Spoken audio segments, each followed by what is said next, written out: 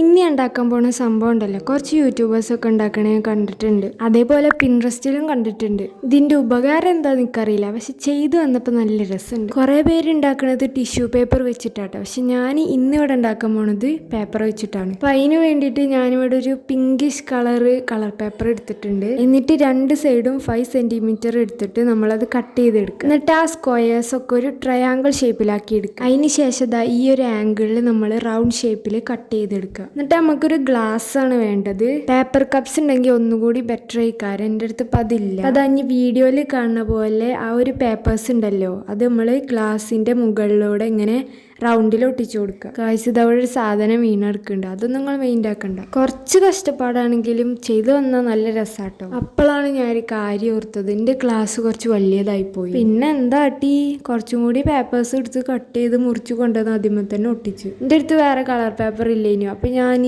ഒരു variety A4 paper എടുത്തു. അത് ആ സംഭവം സെറ്റ് ആയിട്ടുണ്ട്, നല്ല ഭംഗിയുണ്ട് കേട്ടോ. കുറച്ച് കഷ്ടപ്പെട്ടാലും സംഭവം സെറ്റായി. അപ്പം അത്രേ ഉള്ളൂ.